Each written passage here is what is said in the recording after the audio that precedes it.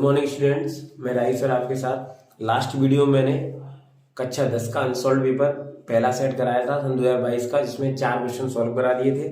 अब मैं 5वें क्वेश्चन का पहला पार्ट देखता हूँ, 5वें का। ठीक है, आप भी अपना किताब खोल लें, मैं आपको दिखा देता हूँ। मॉडल पेपर में ये क्वेश्चन है 5वां। ठीक है, ध्यान से 5वां क्वेश्चन है, 5वें का हम शुरू कर रहे हैं। ठीक है, ये क्वेश्चन में पढ़ता हूं। लिखा है ऐसी दो संख्याएं ज्ञात कीजिए जिनका योगफल 27 हो और गुणनफल 182 हो। ठीक है, तो कोई सी संख्या है, मान लेते हैं एक संख्या x है। ठीक है, माना पहली संख्या बराबर x, तो दूसरी क्या हो जाएगी, दोनों का योग 27 है, तो 27 में से ये वाली घटा दो, दूसरी निकल आएगी अपने आप, दोनों संख्याएं होंगी। ठीक है, अब यहाँ पर प्रश्नानुसार क्या कह रहा है, इन दोनों का जो गुणनफल है इन दोनों का, वो कितना है आपका 182। ठीक है, 182 बताया गया है इसमें, देख लो एक बार, पढ़ लो। हाँ बिल्कुल सही है। ठीक है, इसका मल्टीप्लाई करते हैं, फटाफट से इसको सॉल्व करते हैं। 27x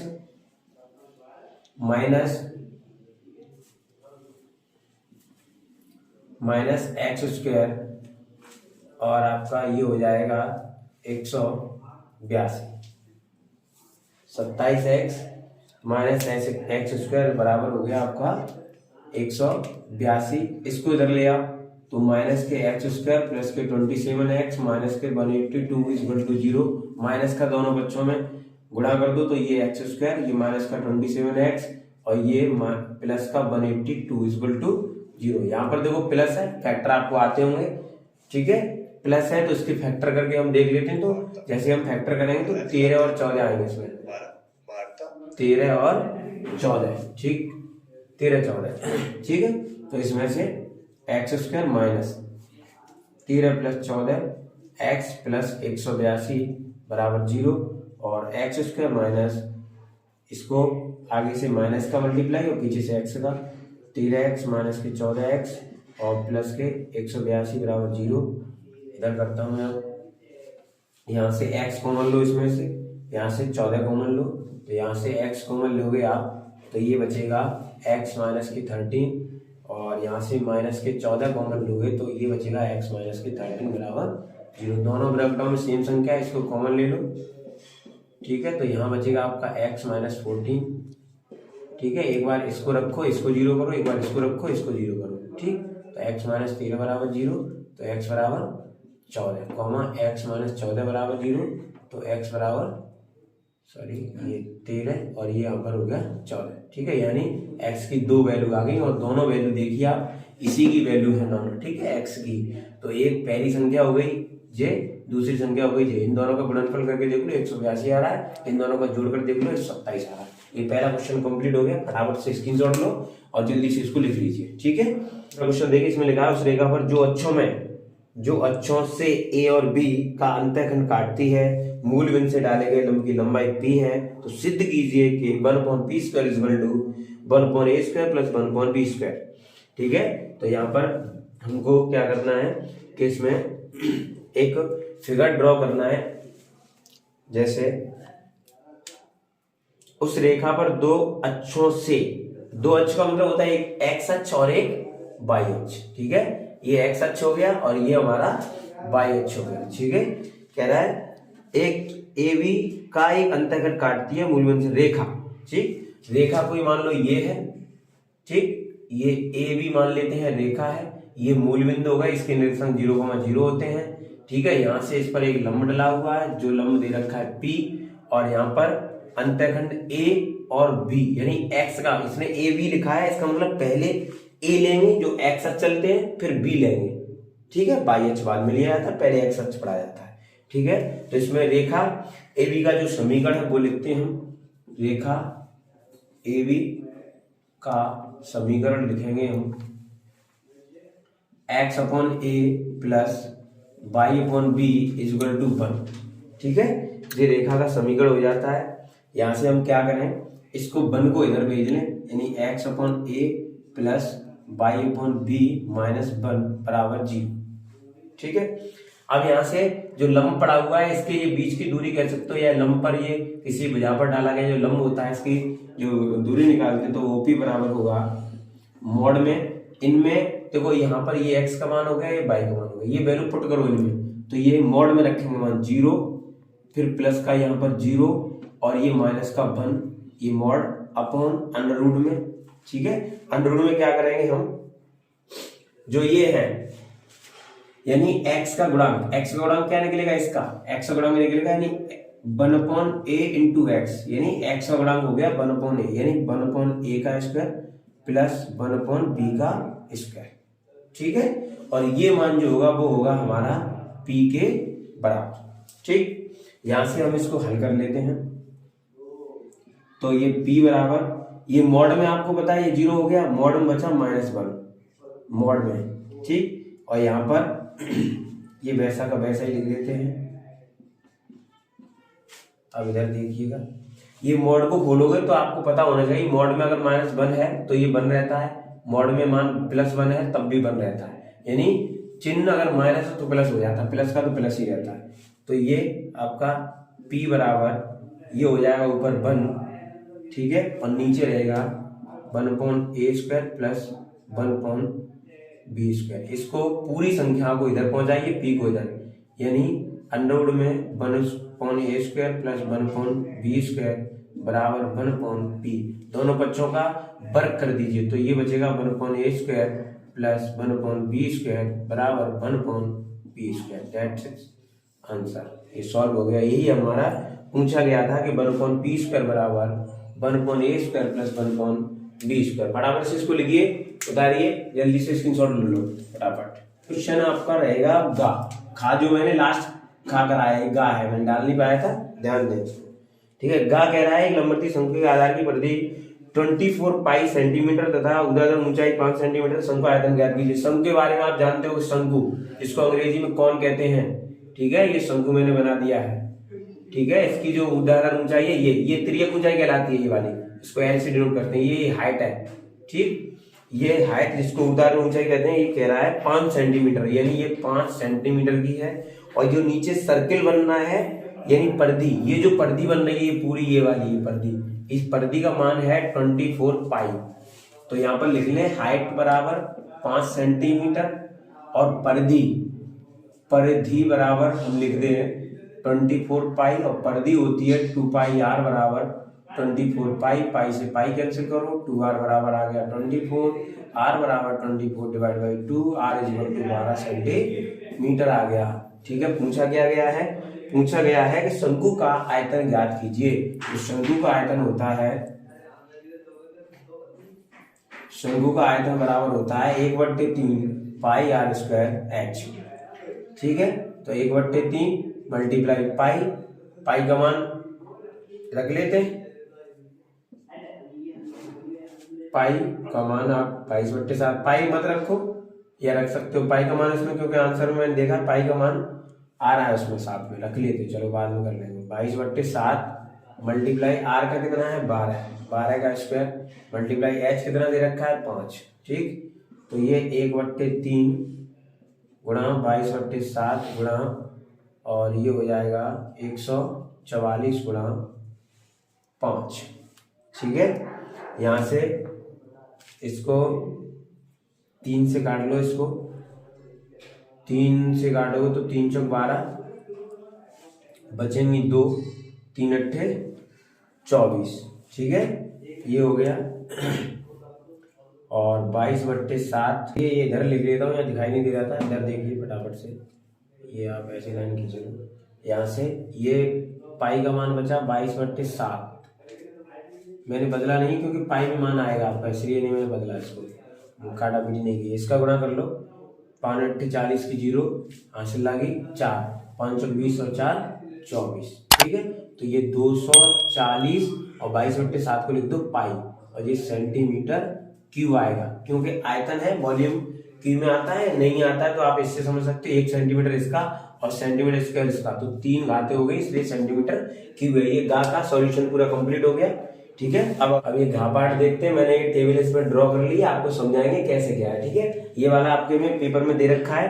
ठीक है, और ये बच्चों की जो संख्या है वो भी दे रखी है, तो बच्चों की संख्या हम लिख लेते हैं यहाँ पर 11 से 13 साल के 7 बच्चे हैं, ठीक है, और ये 6 बच्चे हैं, और ये 9 हैं 15 से, और ये आपके 13 हैं, और इनके बारे में पता नहीं, यही ज्ञात करना है एफ, ठीक है। और ये हमारा 5 बच्चे इस उम्र के हैं और 4 बच्चे इस उम्र के हैं। तो यहाँ पर ये सिग्मा F1, इसका टोटल योग करेंगे सिग्मा F1, तो इसका मान कितना आएगा, जोड़ लो इसको, ये आएगा आपका 44, तो ये आएगा मान, और प्लस आएगा आपका F। यहाँ पर थोड़ी जगह का शॉर्टेज है, मैं नीचे लिखता हूँ यहाँ पर, सिग्मा Fi बराबर 44 प्लस F, ठीक है, ये आ गया आपका मान सिग्मा F, ठीक है, योग वाले कॉलम में ये चलेगा, ठीक। और इन्होंने वो दे रखा है हमारा, देखो वर्ग चिन्ह कैसे निकालते हैं, ध्यान रखो, वर्ग चिन्ह में क्या करते हैं, इन दोनों को जोड़ो, इसका आधा करो, वर्ग चिन्ह निकलता है हमारा, तो ये कितना होगा 24 होगा, 24 का आधा 12, ये कितना होगा 28, 28 का 12 14 आधा, सॉरी ये कितना होगा 7 5 12 और 32, 32 का आधा हो जाएगा तुम्हारा 16, ठीक, और ये हो जाएगा 36, इसका 18, और ये हो जाएगा तुम्हारा 10 20, और ये हमारा ठीक 20 हो गया, और ये 22 हो जाएगा, ठीक है, और ये हो जाएगा हमारा 24। आप देख भी सकते हो इनमें 2 का अंतर है, देखो इनके बीच में 2 का अंतर है कि नहीं है, तो यहाँ पर भी देखो 2 का अंतर आ रहा है कि नहीं आ रहा है, समझे, ये हो गया xi का मान हो गया। अब निकालते हैं यहाँ पर d1 बराबर xi माइनस 18, 18 कहाँ से आए, पेपर में दे रखा है उसमें देखिएगा आप फटाफट से, उसमें जे बत्ता 18 है यानी माध्य आपका, ठीक, तो यहाँ से, और ये यहाँ से 3 ये गिनो, 3 मान जो a की वैल्यू निकालनी है, 3 ये गिनो और 3 नीचे से गिनो ऐसे, तो ये a बराबर आ गया, तो ये di बराबर xi माइनस के a, ये होता है, ठीक। तो यहाँ पर xi कितना है हमारा 12, और 12 में से 18 घटाओगे तो माइनस के 6 बचेंगे, और यहाँ 14 में से 18 माइनस के घटाओगे तो माइनस के 4 बचेंगे, 16 में से 18 घटाओगे तो माइनस के 2 बचेंगे, 18 में से 18 घटाओगे 0 बचेगा, 20 में से 18 घटाओगे 2 बचेगा, 4 बचेगा, 6 बचेगा, ठीक है, माइनस 4 6 2 4 6 2 और प्लस के 4 6 2, देखो क्रम बना होता है, ठीक है। यहाँ पर Fi di यानी Fi का कॉलम ये गया, di का कॉलम ये गया, इन दोनों का मल्टीप्लाई, तो 7 6 माइनस के 42, 6 6 माइनस के 24, 9 दूनी माइनस का 18, 13 का 0 हो गया, और ये 2f हो गया, ये 5 चौक 20 हो गया, ये 6 चौक 24 हो गया, ठीक है। इसका टोटल निकालोगे आप तो कितना निकलेगा, देखो इसको ऐड कर देते हैं फटाफट से, ये ऐड कर लो अलग, 4 2 6 8 14 की 4 हासिल 1, और 4 2 6 1 7 और 1 8, माइनस के 84 हो रहा है, और ये हो रहा है 44, ठीक है, तो 0 और 4 माइनस के 40, और ये 2f, तो इसको लिख दो 2f माइनस के 40, ठीक है, ये आ गया आपका, ठीक, 2f माइनस के 40, तो ये किसका है, f और di है, तो ये सिग्मा f di का मान आ गया, ये मान आ गया जो ये वाला वो सिग्मा f di, f लिख नहीं पा रहा है यहाँ पर, मैं ऊपर लिख देता हूँ, ये जो मान है वो सिग्मा fi di बराबर आ गया, ये वाला मान, ये जो दे रखा है, ठीक है, ये मान, ये वाला टोटल, ठीक है, और सिग्मा fi का मान ये है, ठीक, हाँ ये ध्यान रखें। तो एक फॉर्मूला सीधा सीधा आप लगाते हैं इसमें, कि फॉर्मूला होता है आपका माध्य बराबर, यहाँ लिखता हूं मैं,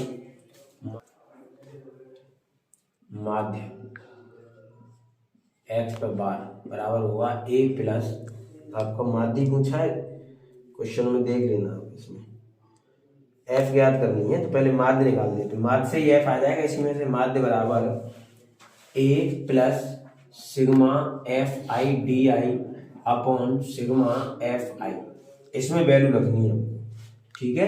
तो ये भी 18 दे रखा है, और a का मान भी मैंने देखो यहाँ पर 18 बताया था, प्लस सिग्मा fi di कितना है 2f माइनस के 40 अपॉन सिग्मा fi कितना दे रखा है 44 प्लस f, ठीक है, ये दे रखा है, ठीक। यहाँ से इसको हम कर लें हल, ठीक है। तो इसको एक ब्रैकेट में कर लो, ये 18 इधर भेज दो, तो 18 माइनस के 18 बराबर 2f माइनस के 40 डिवाइड बाई 44 प्लस f, ये तो 0 हो गया, बराबर ये 2f माइनस के 40 डिवाइड बाई 44 प्लस f, इसको इधर भेज दोगे तो भी ये भी 0 हो जाएगा यहाँ से, तो ये 0 बराबर हो जाएगा 2f माइनस के 40, ठीक है। अब ये 40 इधर भेज दो, यानी 2f बराबर बचा 40 और f बराबर आ जाएगा 20, f की वैल्यू आ गई आपकी 20 यहाँ से, ठीक है। तो ये क्वेश्चन का आपका आंसर आ गया। एक बार से फिर से समझा देते हैं, क्योंकि थोड़ा बड़ा बड़ा नहीं लिखा है, इसलिए भत्ता देखो ये मैंने टेबल निकाली थी, ठीक है। बच्चों की संख्या इतना तो सवाल ही दिया था, इसको मैंने ऐड कर लिया, सिग्मा एफ आई बराबर 44 प्लस एफ। वर्ग चिन्ह कैसे निकालते हैं, दोनों को जोड़ो, भाग दो 2 का, आगे चले जाएंगे वर्ग चिन्ह। इसमें क्या करेंगे, इसमें ठीक बीच वाला जो है वो कल्पित मान मान लिया जाएगा, नहीं ए का मान, तो ए का मान बनाओगे तो डी आई बराबर होता है एक्स आई माइनस ए, जो मैंने यहाँ पर रख लिया, घटाकर कर लिया, ये आप कर सकते हो। फिर ये वाला जो कॉलम है वो एफ आई और डी आई का मल्टीप्लाई है, एफ आई और डी आई का, इसका देखो मल्टीप्लाई है, इनको सभी को जोड़ा घटाया हमने, ये आया एफ आई डी आई का योग। सिग्मा का मतलब होता है योग, सिग्मा एफ आई डी आई का मान ये आया, सिग्मा एफ आई का मान ये आया। माध्य का फॉर्मूला होता है A plus sigma F I D I upon sigma F I, तो इसमें मैंने वैल्यू पुट कर दी, यहाँ से एफ का मान आपका आ गया, ठीक है। ये वाला क्वेश्चन फटाफट से कर लीजिए। अब चलते हैं हम क्वेश्चन नंबर 6 पर। 6 में पहला क्वेश्चन है, क्रमागत धनात्मक संख्या सम संख्याओं के वर्गों का योगफल 244 है। देख लीजिए आप भी क्वेश्चन को, इसको, ठीक है। पहला क्वेश्चन है 6वें का, मैं दिखा दूंगा आपको, नहीं दिखाई दे रहा होगा तो यहाँ पर देख लीजिए, 6वां क्वेश्चन है, यहाँ पर आराम से देख लीजिए, ठीक है। ये 6वां क्वेश्चन है, ये वाला देखो, ठीक है। आगे इसमें लिखा है कि दो क्रमागत धनात्मक सम संख्याओं के वर्गों का योगफल 244 संख्या ज्ञात कीजिए। तो मैं मानता हूं क्वेश्चन नंबर 6 का पार्ट, माना क्रमागत धनात्मक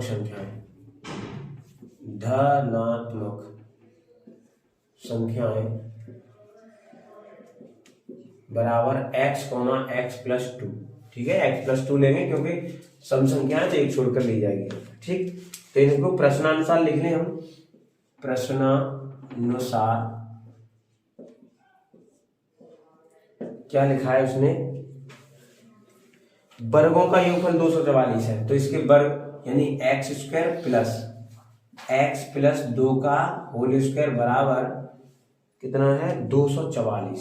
इसको सॉल्व करते चलो, तो ये देखो एक्स स्क्वायर प्लस, इसका फॉर्मूला बोल दो, एक्स स्क्वायर प्लस 4 प्लस 2 दूनी 4x बराबर के 244, ये हो जाएगा 2x स्क्वायर प्लस का 4x, और ये उधर ले जाओगे आप तो 2 ये रह जाएगा 244 माइनस के 4, तो 2x स्क्वायर प्लस के 4x बराबर हो जाएगा 240, 2 का भाग दे दो इसमें, तो एक्स स्क्वायर प्लस 2x बराबर 240, इधर को ले आओ इसको, तो x square plus 2x minus 240,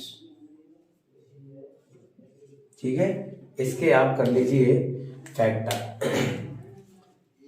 2 का भाग देंगे तो यहाँ पर ये रह जाएगा 1 2 2 120 रह जाएगा, ये ध्यान नहीं दे पाया, 120, ठीक है। 2 का पूरे में जाएगा ना, 2 यहाँ रह गया, 2 का 2 यहाँ रह गया, ठीक है। इसके फैक्टर करो तो आपको पता है 2 है, तो आपको पता है 12 का गुणा अगर हम 10 में कर दें तो 12 ढाई होता है 120, यानी ये दोनों संख्याएं का अंतर, देखो यहाँ माइनस का चिन्ह है तो अंतर आना चाहिए, इन दोनों संख्या का अंतर 2 आ रहा है, दोनों गुणनफल 120 आ रहा है, यानी यही दोनों संख्या हमारी आंसर भी हो जाएंगी। तो एक्स स्क्वायर प्लस के यहाँ पर 12 माइनस के 10, एक्स माइनस के 120, और x square plus 12x minus 10x minus के 120, इधर देख लो आप, ये x कॉमन ले लो यहाँ से, तो x प्लस 12 बचेगा, और यहाँ से माइनस के 10 ले लो तो यहाँ x प्लस के 12 बचेगा, और बराबर के 0, देख लो। इसको यहाँ करेंगे तो माइनस आ जाएगा, यहाँ पर करेंगे तो भी माइनस आ जाएगा, तो इन दोनों ब्रैकेटों में सेम संख्या आ गई, तो ये x प्लस 12 कॉमन हो जाएगा, और यहाँ बचेगा x माइनस 10 बराबर 0, तो ये x प्लस 12 बराबर 0 करोगे तो x हमारा आएगा माइनस के 12, x माइनस 10 बराबर 0 करोगे तो x का मान आएगा 10। तो नेगेटिव तो हम ले नहीं सकते, ये मतलब हमको प्लस का लेना पड़ेगा। अतः संख्याएं बराबर क्या आ जाएंगी, अतः संख्याएं बराबर आ जाएंगी 10 आपकी 12। ठीक है, इसमें वैल्यू रख दो, x प्लस 2 है तो 10 12। ठीक है, ये क्वेश्चन हो गया हमारा छठवें का पार्ट हो गया। ठीक है, अब इसको आप लिख लीजिए बराबर से और मैं खा की ओर चलता हूं। छठवें का खा। ठीक है, खा क्या कह रहा है, दी गई आकृति, इसमें एक आकृति दे रखी है, ये मैं दिखा देता हूं फटाफट से। ये आकृति दे रखी है आपकी, ये वाली, ये छठवें क्वेश्चन के लिए आकृति दे रखी है। ठीक है, इसको देख लीजिए आकृति को, क्या कहा गया है, बहुत ज्यादा बड़ा सवाल नहीं है, छोटा ही सवाल है कि दी गई आकृति में त्रिज्यखंड OACB 3.5 सेंटीमीटर त्रिज्या वाले वृत्त जिसका केंद्र O है का चतुर्थांश है। यदि OD बराबर 2 सेंटीमीटर है तो छायांकित भाग का क्षेत्रफल ज्ञात कीजिए। तो यहां से हम इसको बना लेते हैं, फिगर ड्रॉ कर लें ऐसे, और ये चतुर्थांश है तो ये इसे मिला लिया है, यहाँ से एक त्रिभुज निकला हुआ है, ये हमारी डार्क साइड, इसका हमको निकालना है एरिया। ठीक है, और यहाँ पर इसकी वैल्यू AB यहाँ पर है, ये C माना गया है और ये O माना है, ये D माना है। ये वैल्यू दे रखी है 3.5 सेंटीमीटर। ठीक है, और ये वैल्यू दे रखी है 2 सेंटीमीटर यहाँ से यहाँ तक की। ठीक, चलिए आप देख लीजिए फटाफट से। हमको क्या करना है, देखो आप समझ लो पहले यहाँ पर क्या करना है। ये पूरा चतुर्थांश है, इस चतुर्थांश के पूरे क्षेत्रफल में से अगर हम इस ट्राइंगल का क्षेत्रफल, और चतुर्थांश है तो जरूर यहाँ पर 90 का कोण बनेगा, और 90 का कोण बनेगा तो ये समकोण त्रिभुज बन जाएगा। समकोण त्रिभुज का क्षेत्रफल घटा दीजिए पूरे चतुर्थांश के क्षेत्रफल में से, ऑटोमेटिकली बच जाएगा। तो यहाँ पर जो वैल्यू दे रखी है वो लिख लो और सीधा कर दिया सवाल। OB बराबर 3.5 यानी बराबर है आपकी ये त्रिज्या, त्रिज्यखंड की ये त्रिज्या है। ठीक है, और OD बराबर दे रखी है 2 सेंटीमीटर। ठीक, तो मैं सीधा सीधा यहाँ पर लिखता हूं छायांकित भाग का क्षेत्रफल बराबर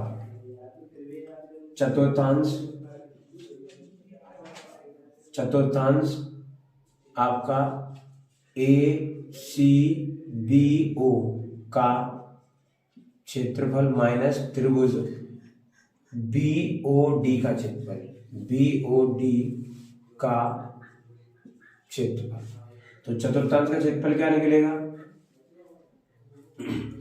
चतुर्थांश का क्षेत्रफल होता है θ/360 into pi r square minus BOD का क्या होता है 1/2 इंटू बेस इंटू हाइट, क्योंकि समकोण त्रिभुज है। ठीक है, तो थीटा का मान यहाँ पर चतुर्थांश है, चतुर्थांश में थीटा कितना हो गया 90।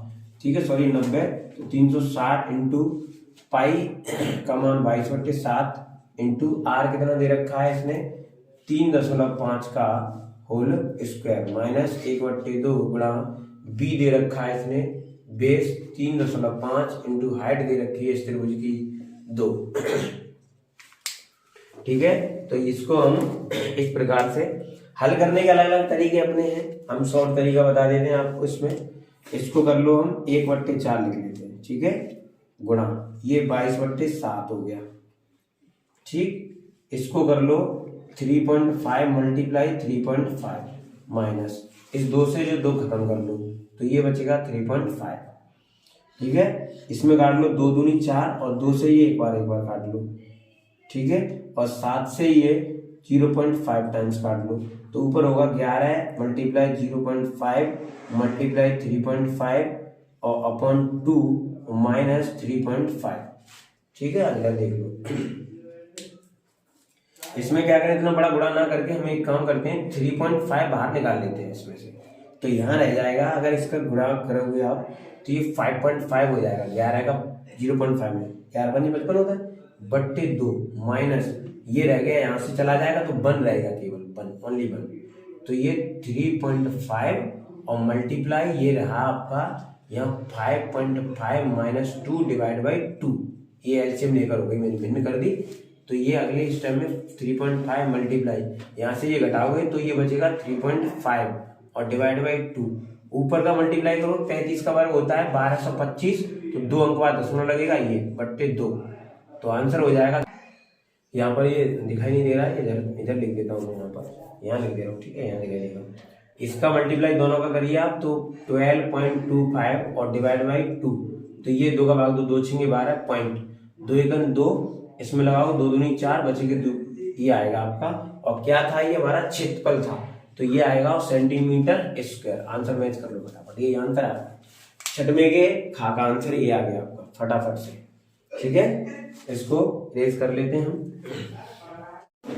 छठवें का गा सवाल देखते हैं, ठीक है। छठवें का गा एक रचना है, चैप्टर नंबर 11 से। आप भी सवाल देख लीजिए, मैं यहाँ दिखा दे रहा हूँ कैमरा पर। ये देखिए छठवें का गा पार्ट,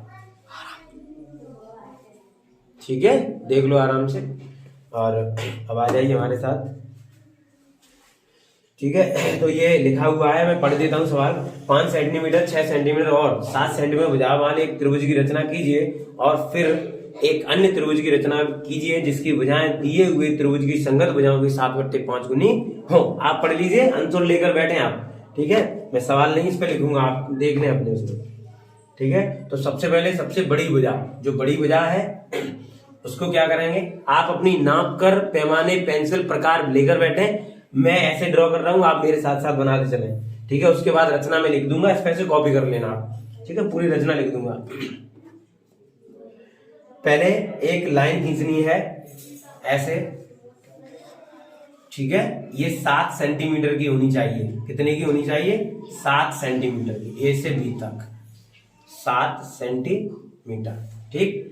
अब यहां से क्या करेंगे कि प्रकाल में आप 5 सेंटीमीटर की दूरी भरिए और यहाँ बिंदु ए पर प्रकार रखकर एक चाप लगाइए ऐसे, ठीक है, 5 सेंटीमीटर की। और बी से ऐसे ही बी से 6 सेंटीमीटर की दूरी भर के चाप मार के ऐसे करके, तो इसको यहाँ पर ऐसे करके इन दोनों को मिला दीजिए, ऐसे इसको ऐसे इसको, ये हो जाएगी 5 सेंटीमीटर और ये हो जाएगी 6 सेंटीमीटर, ठीक है। इसके बाद क्या करना है हमको कि एक कोई सा न्यून कोण लेना है, न्यून कोण, ठीक है। और न्यून कोण ए से होते हुए नीचे बनाना है, ठीक। जिसमें क्या करना है, बराबर की, क्योंकि यहाँ पर 7/5 लिखा है, तो ये कितने 7 ऊपर, तो इसमें 7 कट बराबर दूरी पर 7 कट लगा लेने हमको। 1 2 3 4 5 6 7, ठीक है। तो इसको हम डाल लेंगे नाम A1 A2 A3 A4 A5 A6 A7। आपको ये डाउट नहीं होना चाहिए कि मैंने ये लाइन क्यों खींच ली है। मैंने कहा न्यून कोण बनाना है। न्यून का मतलब होता है 90 से छोटा, 90 से छोटा कोण जो होगा वो न्यून कोण होता है। तो 70 का भी हो सकता है, 80 का भी हो सकता है, 65 का भी हो सकता है, ठीक है, जो भी है। यहाँ क्या करना है हमको कि यहाँ पर देखो कितने ये 5 लिखे हैं, तो 1 2 3 4 5 पर ऐसे बिंदु रखो। यहाँ से प्रकार में कोई सी एक दूरी भरो, कोई सी दूरी, कोई सी ऐसे प्रकार में भर लो, छोटी सी दूरी भरनी है। यहाँ पर रखकर ऐसे करके एक चाप मारो और उसी दूरी से सेम 7 पर रखकर एक चाप मारो ऐसे, ठीक है।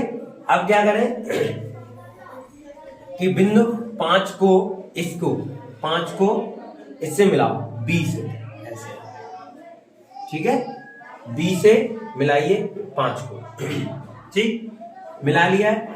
तो ये जो है आपका, ये प्रकार से यहां से काट रहा होगा जो भी चाप है, यहां से जो काटेगा ये यहाँ पर, ये दूरी प्रकार में भरनी, ये वाला, इसको मान लो ई मान लो, इसको मान लो ई डैश, ठीक। ये दूरी प्रकार में भरो, इस दूरी से 7 पर, यहाँ पर सॉरी ये चिन्ह बना लो,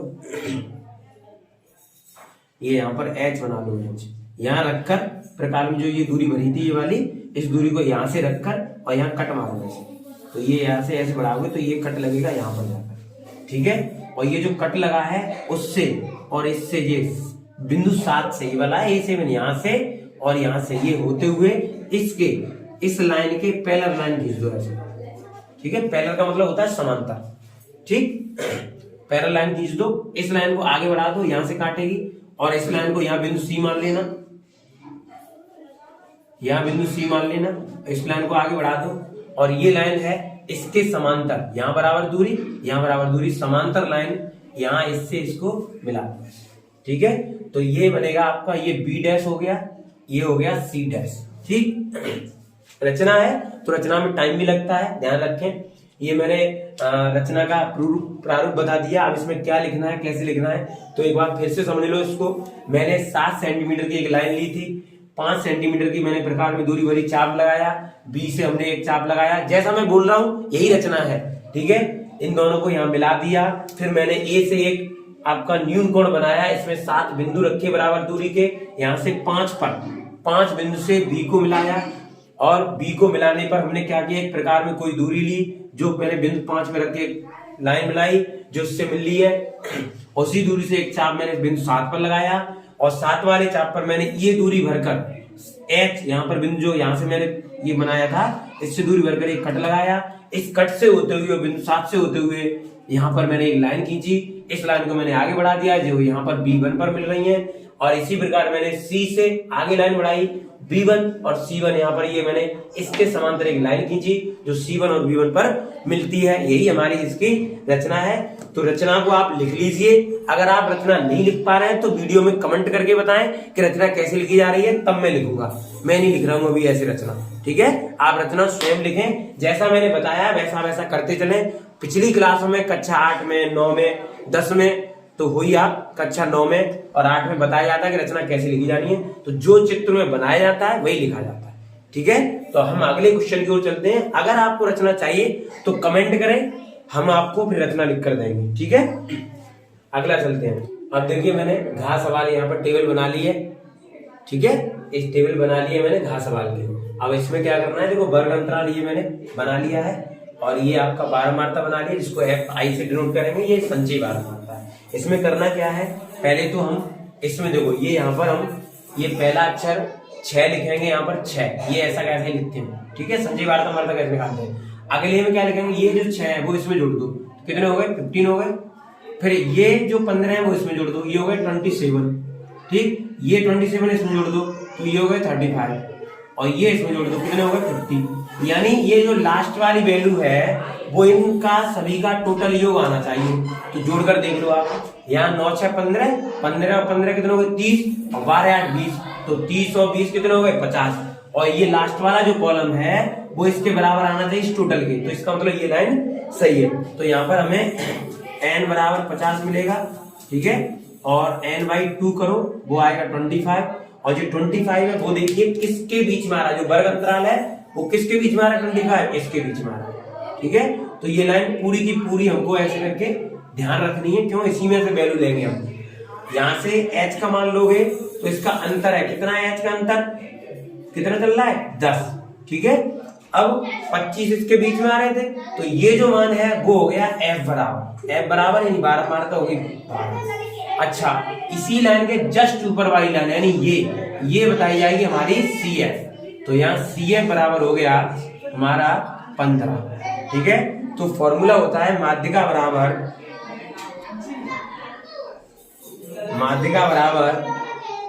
n/2 minus CF divide by F। ठीक है, और यहाँ पर L प्लस में और मल्टीप्लाई में H। समझ में आ रही है। तो आगे ये वैल्यू हम पुट करते हैं। ठीक है, तो ठीक है, ये मैंने फॉर्मूला लिख लिया है, माध्यिका बराबर L plus n/2 minus CF upon F into H। इसमें वैल्यू पुट करो फटाफट से। तो हमारे पास, ठीक है, यहाँ पर L का मान है। अब देखो L का मान मैंने यहाँ नहीं बताया तुमको, L का मान होता है निम्न सीमा, L होता है निम्न सीमा। यहाँ पर लिख लो आप निम्न सीमा, निम्न सीमा L बराबर हो गया आपका, यहाँ पर देखो इसी कॉलम में देखो ये 20 निम्न, मतलब ये उच्च हो गया, ये निम्न हो गया, L हो गया 20। तो यहाँ पर वैल्यू पुट करो इसमें 20 प्लस ये ब्रैकेट में n/2 का मान कितना निकाला था हमने 25, तो 25 माइनस CF कितना है 15 बट्टे यहाँ F कितना है, F है हमारा 12। ठीक है, और मल्टीप्लाई H कितना है 10। इसको हल करते चले आप। ठीक है, तो हल करेंगे, यहाँ पर देखो 20 प्लस 25 में से 15 घटाओ 10 बट्टे 12 मल्टीप्लाई 10। ठीक, हल कर लो, 20 प्लस 2 से काटो, 2 छिंगे 12, 2 पंजे 10, और काट लो 5 बट्टे 6 इंटू 10, और काट लो, 2 तिया 6, 2 पंजे 10, तो ये 20 प्लस 5 ऊपर 5 गुणा 5/3, तो ये 20 प्लस 5 पंजे 25/3, तो 20 प्लस 3 अट्ठे 24.33 आएगा, तो ये हो जाएगा आपका 28.33 आंसर आपका। ठीक है, ये वैल्यू आ गई माध्य का।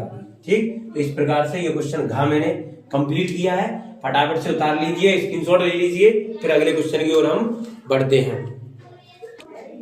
ये देखिए 7वें का पार्ट मैं आपको दिखा देता हूँ, इसमें आप अपनी किताब में देख लें। 7वें का पार्ट ये देखो, 7वें का पार्ट।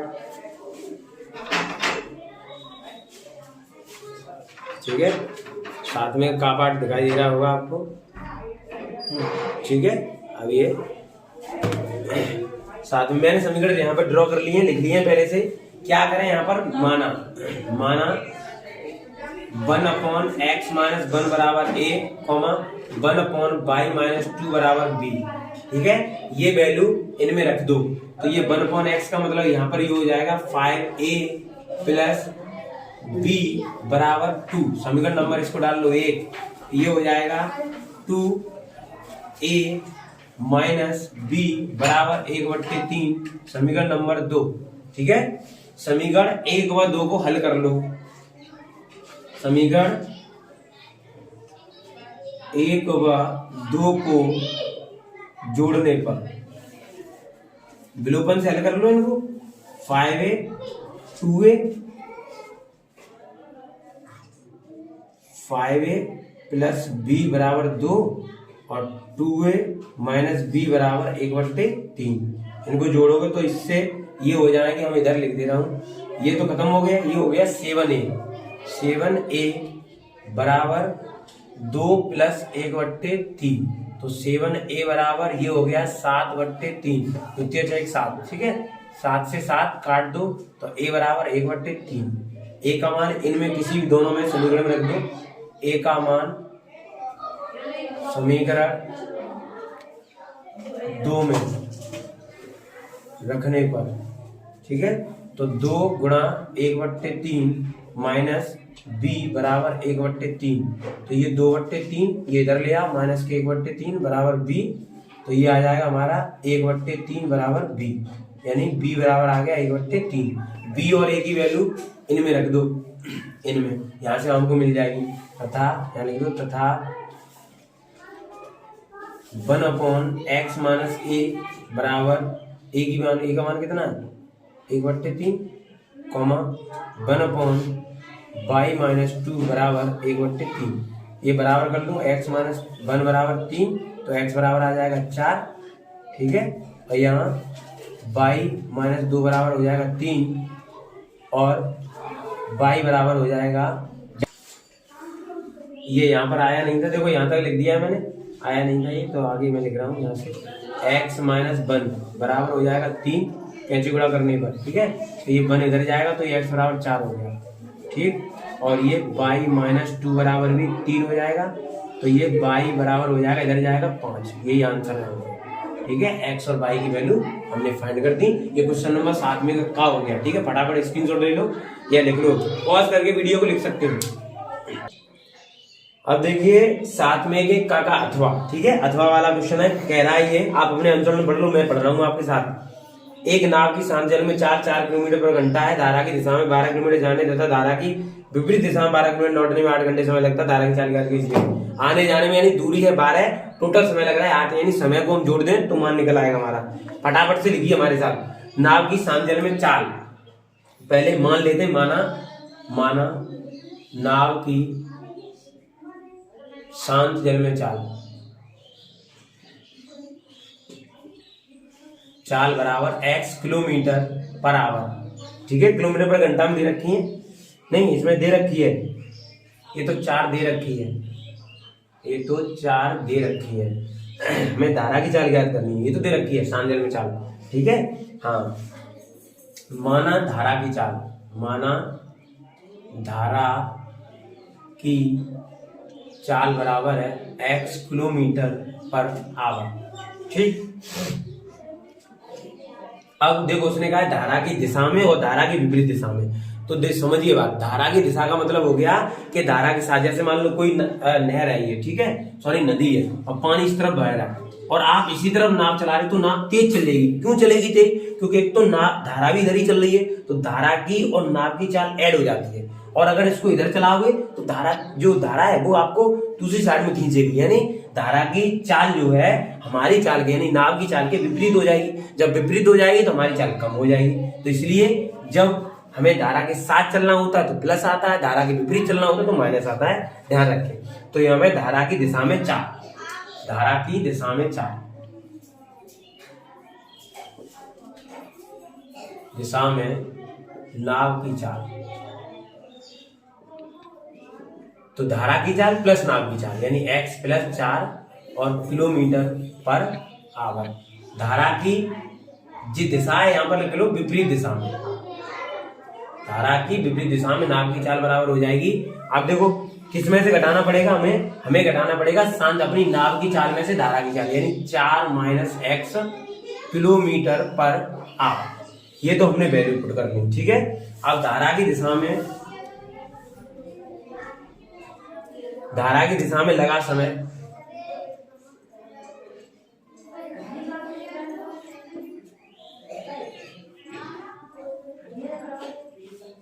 अब समय कैसे निकालते हैं? आपको पता है डिस्टेंस, स्पीड इक्वल टू होता है डिस्टेंस अपॉन टाइम, यानी टाइम इक्वल टू हो गया डिस्टेंस अपॉन स्पीड, ठीक है। तो डिस्टेंस कितनी है 12, स्पीड किस सेल से, इस सेल से चल रहा है, दिशा में है, तो दिशा में देखो कौन सी स्पीड है x प्लस 4, ठीक है। और धारा की दिशा में जाने पर, धारा की दिशा में लौटने पर लगा समय बराबर दूरी उतनी है, ठीक है। और लौटने पर यानी विपरीत वाली कितनी है 4 माइनस एक्स, ये हो गया। अब लिख लो यहाँ पर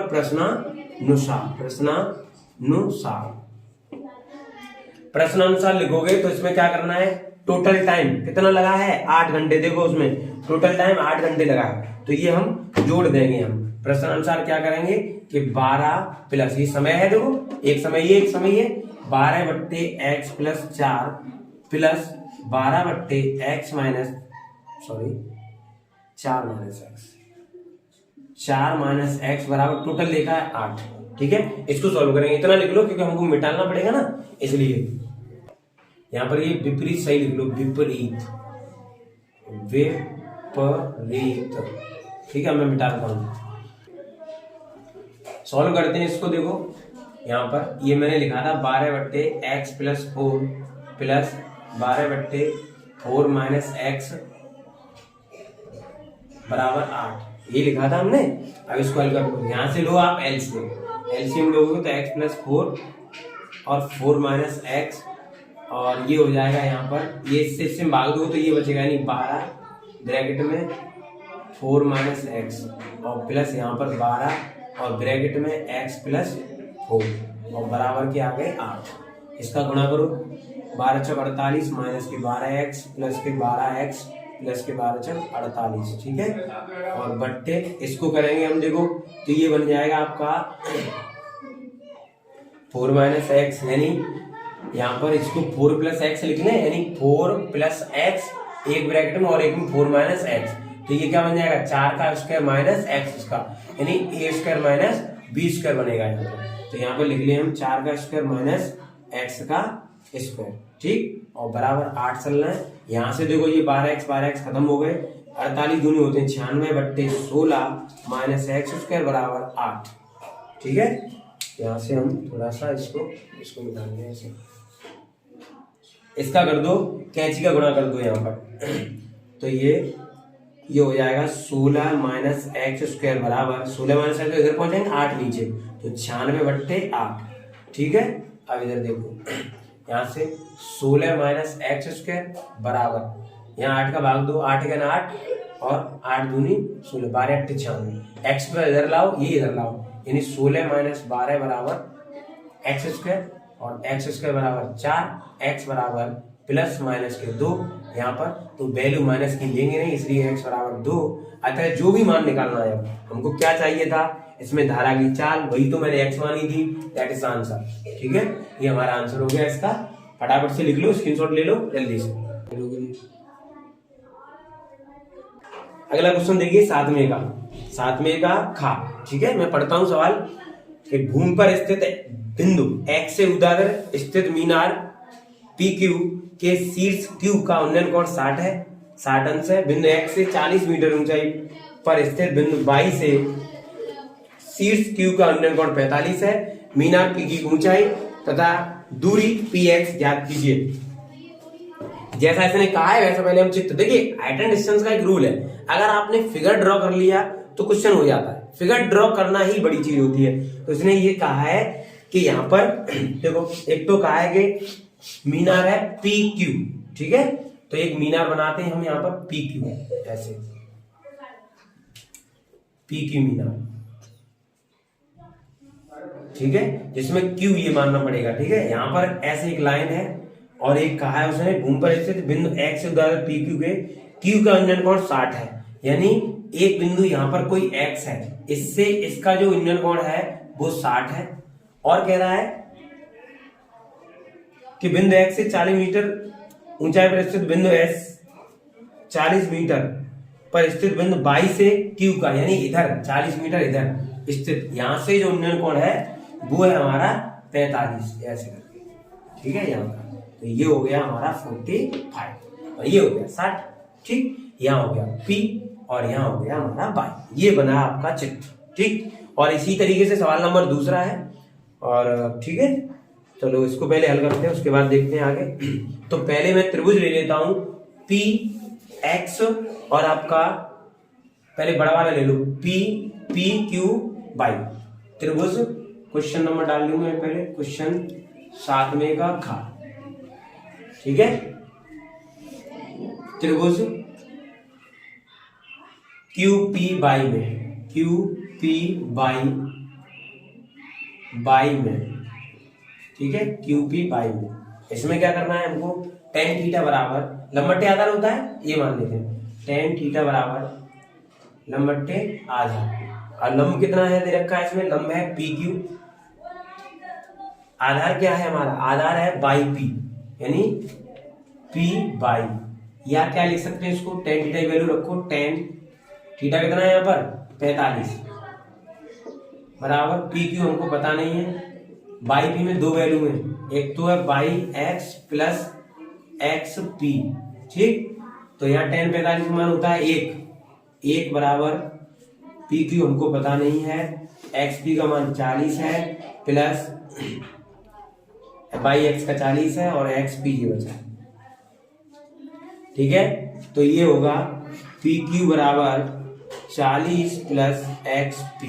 इसको डाल लो समीकरण ए। ठीक है, अब इसी प्रकार से ट्राइंगल दूसरा ले लो, त्रिभुज ले लो पी क्यू। अब त्रिभुज लेते हैं हम पी क्यू एक्स, यानी पी क्यू एक्स, ये वाला इसमें। तो पी क्यू एक्स में क्या करेंगे, यहां पर भी टेन थीटा ले लो, टेन थीटा बराबर लंब बट्टे आधार होता है, बराबर लंब ये हो गया, लंब तो वही रहेगा पी क्यू बट्टे, अब एक्स में ये हो गया एक्स पी। ठीक है, तो यहाँ पर टेन थीटा का कितना मान लेंगे, यहाँ पर 60 लेंगे हम, 60 बराबर पी क्यू हमें मान पता नहीं है, एक्स बी भी पता नहीं है, तो टेन 60 का मान होता है √3 बराबर पी क्यू बट्टे एक्स पी। यहाँ पर पी क्यू की वैल्यू निकाल लो, पी क्यू बराबर यहाँ से वैल्यू देखो, ये पी क्यू बराबर निकाल लो, पी क्यू बराबर जे √3 एक्स पी। ठीक है, अब देखो पी क्यू की वैल्यू ये भी है और पी क्यू की वैल्यू ये भी है, पी क्यू बराबर ये √3 इंटू एक्स पी। ठीक है, ये तो यहाँ पर हम ऐसे लिख सकते हैं पी क्यू बराबर एक्स पी √3। ठीक है, इसको डाल लो समीकरण नंबर 2। ठीक है, अब देखो इसमें पी की वैल्यू है, इसमें पी की वैल्यू है, तो समीकरण 1 व 2 से ये दोनों बराबर कर दो, यानी यहाँ पर 40 प्लस एक्स पी बराबर एक्स पी √3, तो ये हो जाएगा 40 बराबर x P √3 minus x P, और यहाँ से 40 बराबर एक्स पी ब्रैकेट में √3 माइनस 1। ठीक है, तो यहाँ से xp की वैल्यू निकाल लो। xp बराबर 40 बट्टे अंडूड़ के 3 माइनस 1। xp बराबर इसमें गुणा कर दो, परमीकरण कर दो, तो 40 गुणा अंडूड़ में 3 प्लस 1 बट्टे ये हो जाएगा नीचे अंडूड़ के 3 माइनस 1 इंटू अंडूड़ के 3 प्लस 1। ठीक, तो xp बराबर 40 अंडूड़ के 30 अंडूड़ के 30 प्लस 1 बट्टे ये हो जाएगा 3 माइनस 1। तो xp बराबर 40 अंडूड़ के 30 प्लस 1 बट्टे 2। ठीक है, 2 से ये काट लो 20 बार। ठीक है, ये 3 है अंडूड़ में। ठीक है, अंडूड़ में 3। ठीक है, ये काट लो आपके, ये 20 बार कट जाएंगे, यानी xp बराबर आएगा 20 और ब्रैकेट में अंडूड़ के 3 प्लस 1। ठीक, तो यहाँ बराबर में 20 अंडूड़ के 3 प्लस 20, यहाँ 20 गुणा 1.7321 ये मान रख दिया मैंने अंडूड़ 3 का। ठीक है, और प्लस 20, तो ये आ जाएगा हमारा पूरा 50। यहाँ पर गुणा कर लो इसका